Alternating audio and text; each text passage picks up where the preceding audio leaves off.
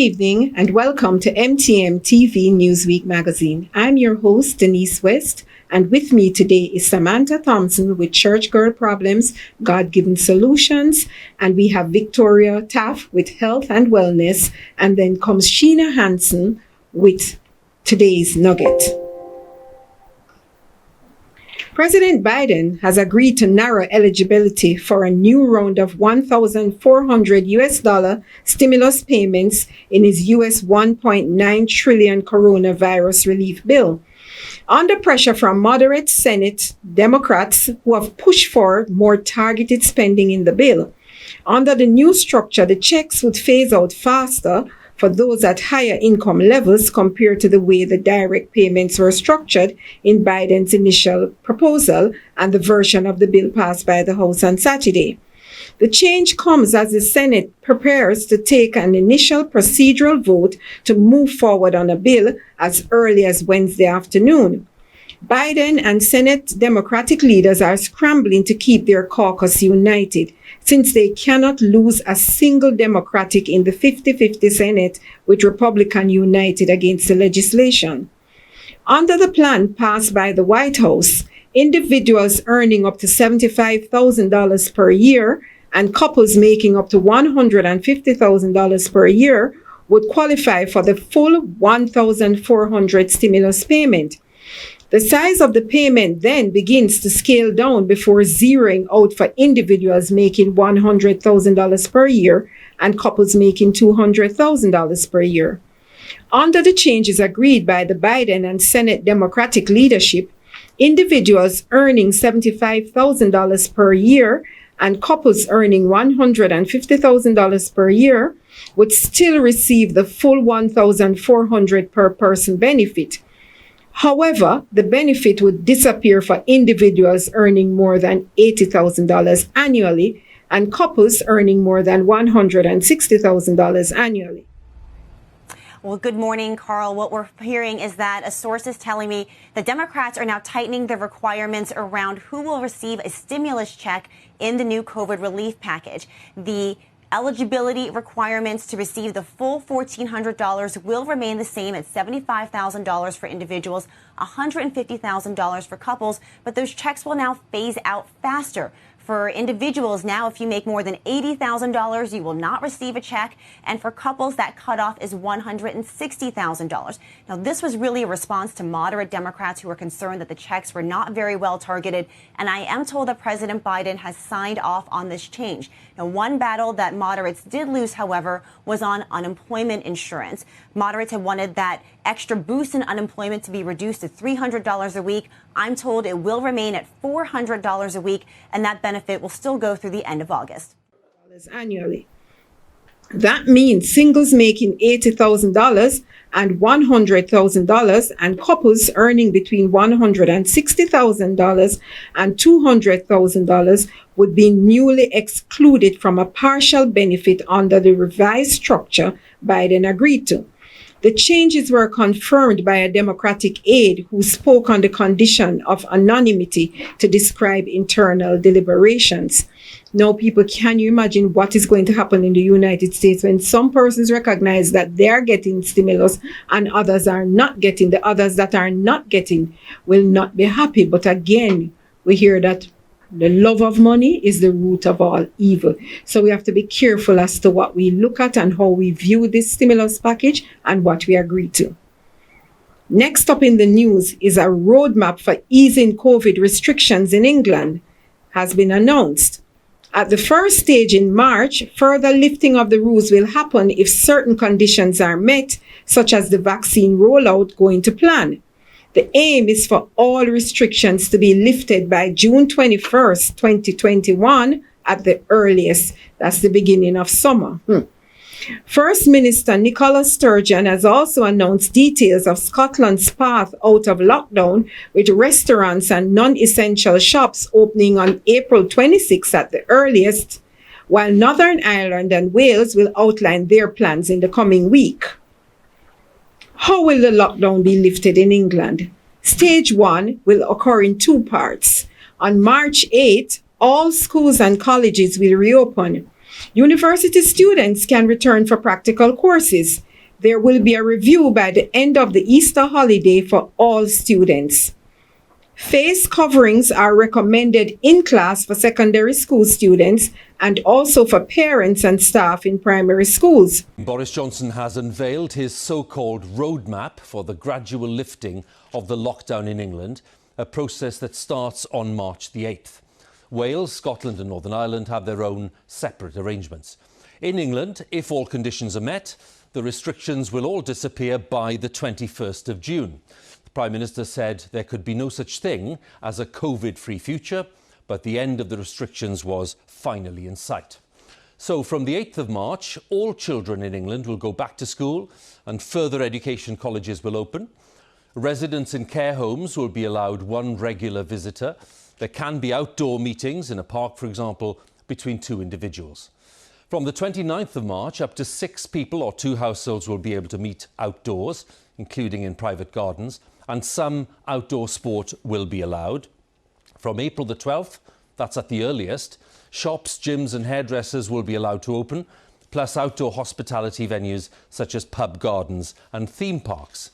And then, no earlier than the 17th of May, cafes, pubs and restaurants will be able to open fully, and restrictions on outdoor meetings for groups of up to 30 people will then be lifted. And on the 21st of June, at the earliest again, all remaining restrictions will come to an end. God didn't make us to be like this, you know. He made us to have support group. He made us to interact with each other. In fact, the Bible tells you that you must greet each other with a holy kiss. Greet the brethren. So I don't understand why this virus comes to tear people apart. And so we are happy to see that some places are fully opening while others are slowly opening. On March 29, what will happen in England is people will be allowed to meet outside, either with one or the other household or within the rule of 6, including in private gardens. The stay-at-home rule will end, but the government will urge people to stay local as much as possible. So that's no traveling. Outdoor sports facilities will reopen, including golf courses and tennis and basketball courts. Formally organized outdoor sports can also restart. Parents and children groups can return but are capped at 15 and must be outdoors. Indoor groups can take place for vulnerable children and where parents need the groups to go to work. Weddings attended up to 6 people by up to 6 people can take place in any circumstances.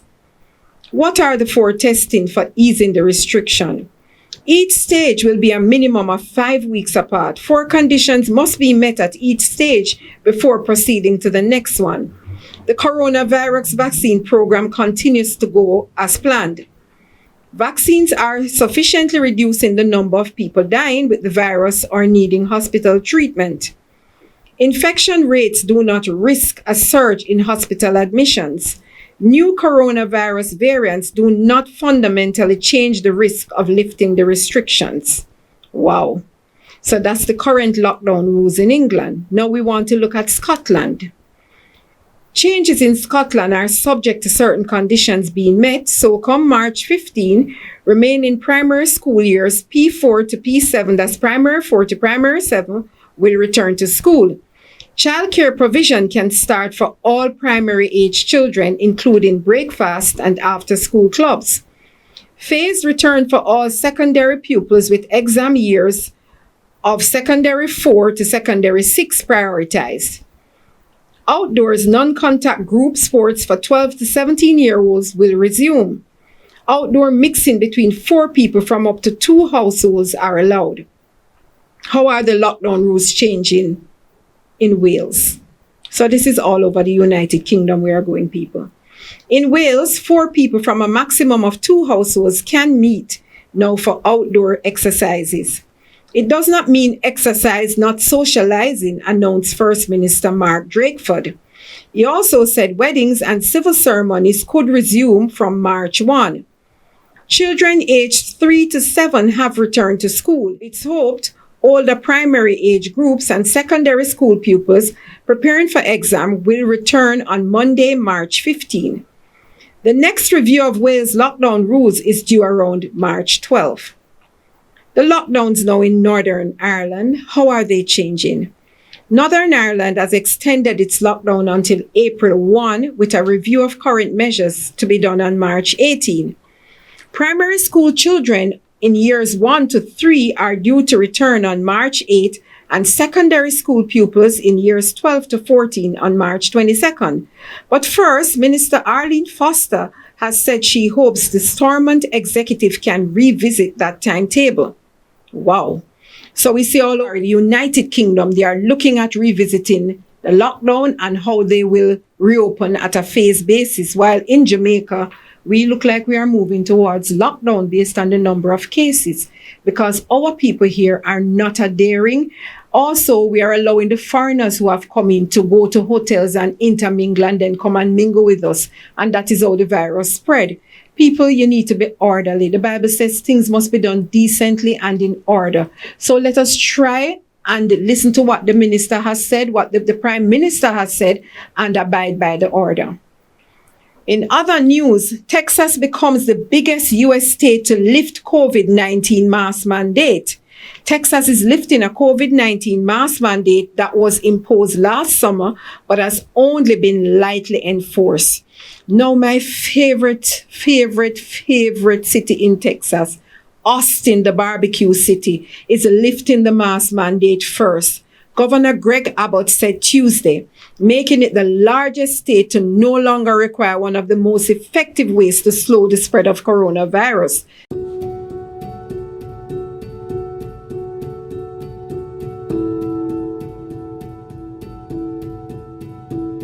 Too many small business owners have struggled to pay their bills. This must end.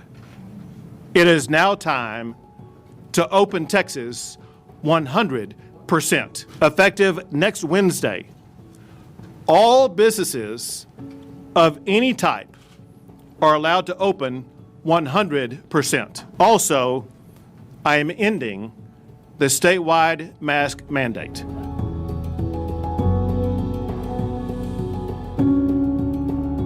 And this decision today is, it just puts everything we have worked so hard to get at risk. I think everybody here in Texas and Austin is just dumbfounded.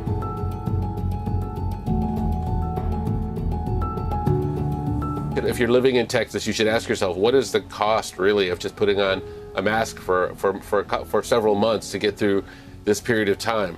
And so we think it's a mistake for us to take our foot off the gas.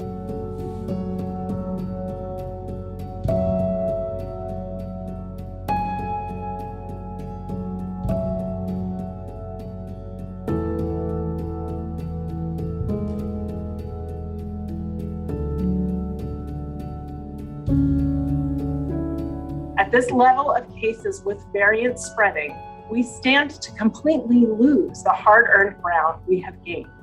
These variants are a very real threat to our people and our progress. Now is not the time to relax the critical safeguards that we know can stop the spread of COVID-19 in our communities.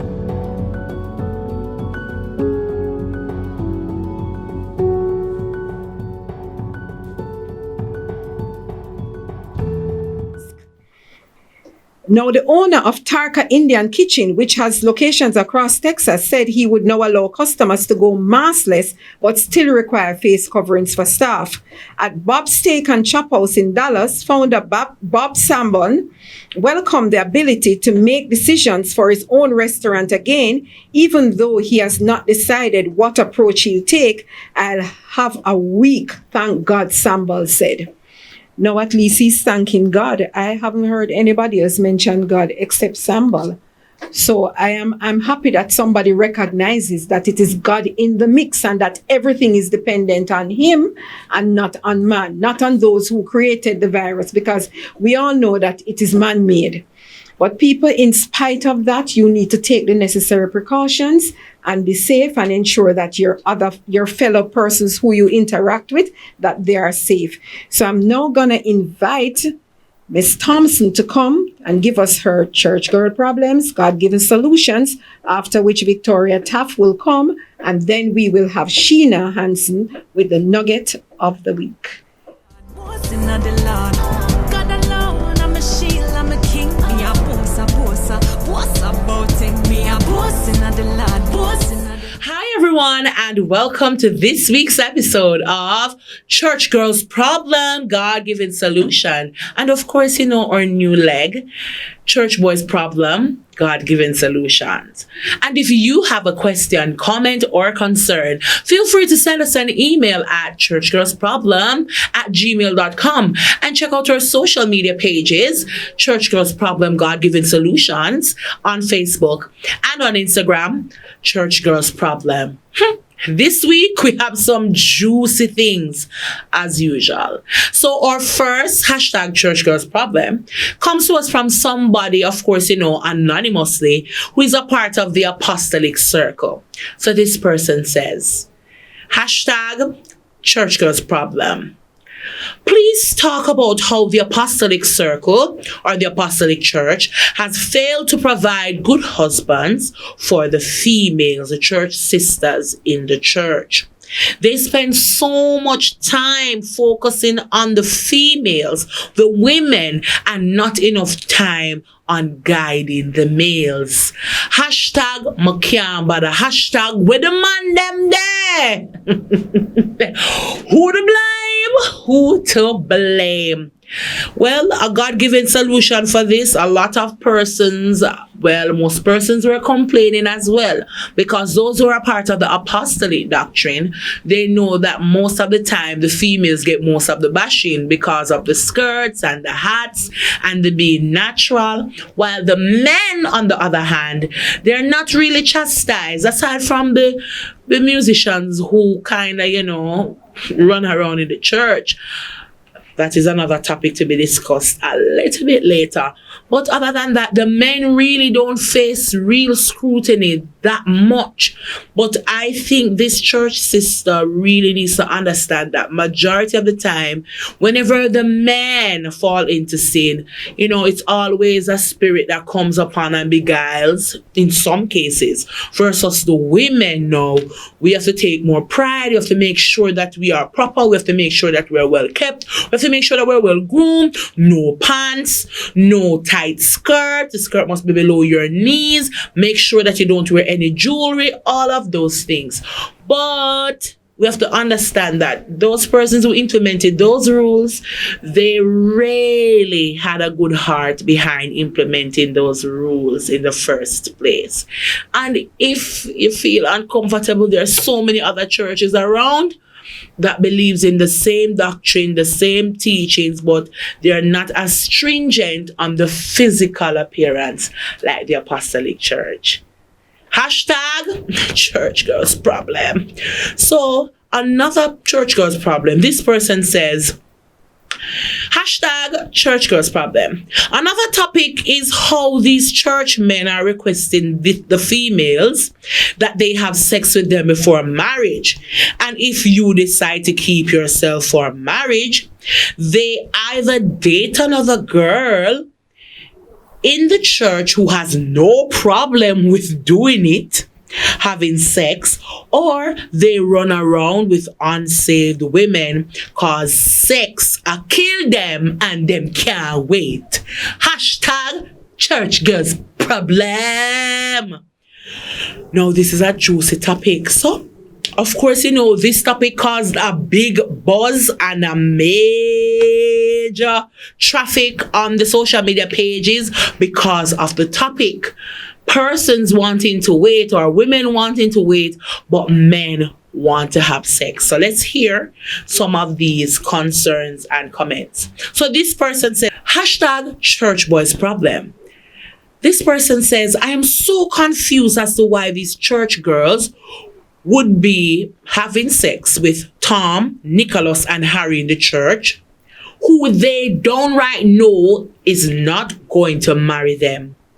They know that even without the guy bringing up sex, they will declare no sex before marriage because they see you as their husband or they see you as a potential partner. So this guy says, Some even have sex with multiple musicians, and now they find a preacher, and that's the first thing they say to them: no sex before marriage. So this person says it seems very hypocritical, seeing that you gave it away without a relationship or the promise of a ring. And some don't even want to kiss. They have been kissing everybody else. Hashtag church boys problem. Wow. Now, it is so interesting that we have the male perspective of the question that this anonymous female has asked, because it's the truth. A lot of times we blame the men for some of the happenings that happen to some of these ladies or some of these girls. But the truth is, because some of the girls want the attention, they put themselves in a position where they are taking advantage of one, or them just want the fast life and they want to feel loved. You understand what I'm saying? So there are always two sides to a story, and then the truth. That's what somebody said. Hashtag church people problems, right? So we have some more concerns. So someone says, it is so interesting that musicians are always at the heart of conversations regarding sex in the church. This person said, hashtag, may God help us all. This other person says, I'm confused. From my experience, I've heard ladies talk about their sexapades with musicians. So my question is, are musicians now church mattress? Hashtag, Hashtag, I don't understand. Who to blame? Who to blame?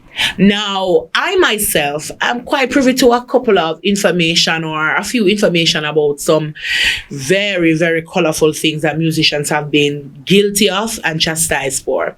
Now, a musician painted very clearly for me. He said, remember, we are at the front line of the battle, the war against sin, and even in worship, we're at the front line. So you have to understand, say, me as a youth, I go come under enough pressure. The struggle is real. That's what he said. Hashtag musician's problem. Now take on the one day, you know. But God be our help.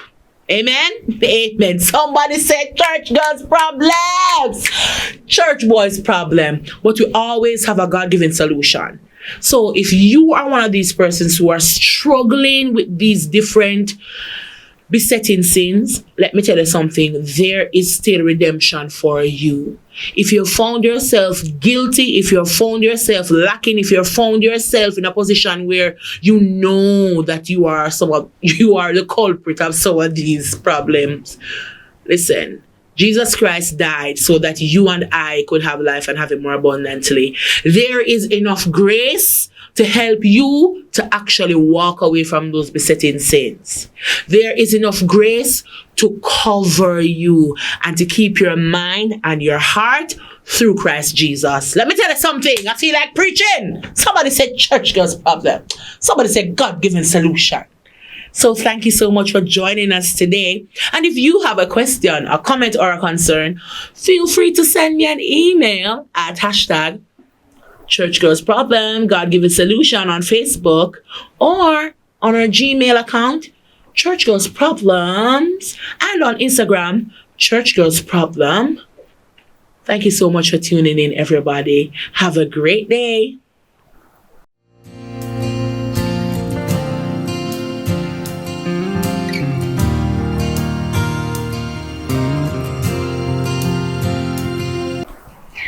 Hi, welcome to this week's episode of Health and Wellness. I am Victoria Tapp. Sleep. Children run away from it, and adults, we crave more of it. Experts say you should get between 7 and 8 hours each night. But what does that really do for us? Number 1, sleep can boost your immune system. When your body gets the sleep it needs, your immune cells and protein get the rest they need to fight off whatever comes their way, like colds and flu. Number 2, sleep helps to prevent weight gain. Racking up 8 full hours of sleep isn't going to result in losing the pounds by itself. but it can help your body from packing on the pounds. If you don't get enough sleep, your body produces ghrelin, a hormone that boosts appetite.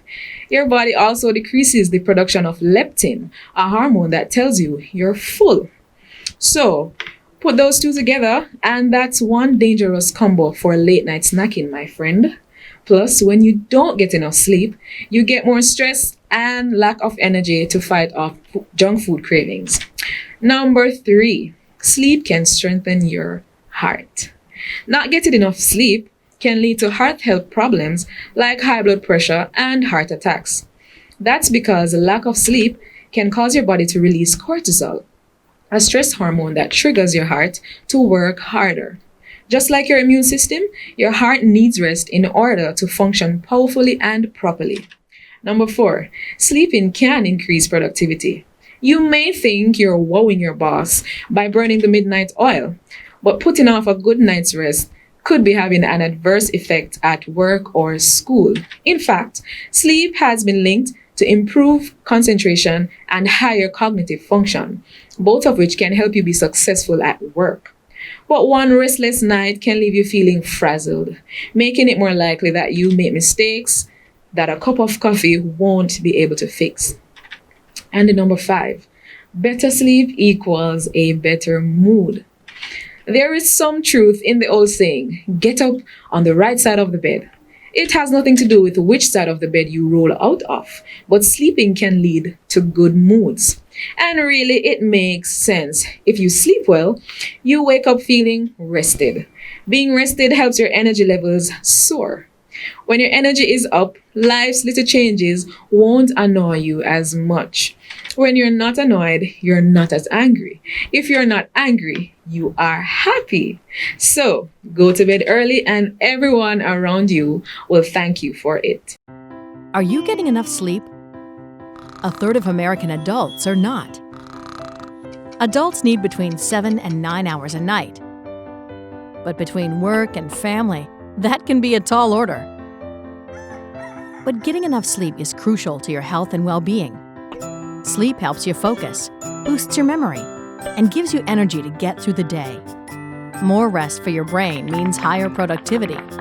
It can also help balance your moods and help you deal with stress. The busier you are, the more important sleep becomes. Getting the right amount of sleep can also help with weight gain and avoiding sickness. Your body needs energy, and if it doesn't get it from sleep, you may end up eating more. Sleep can also help ward off chronic illnesses like heart disease and diabetes. Want to stay healthy? Start by making a good night's sleep a priority. And that brings us to the end of our health and wellness segment. Remember that God desires for us to prosper and be in good health, even as our souls prosper.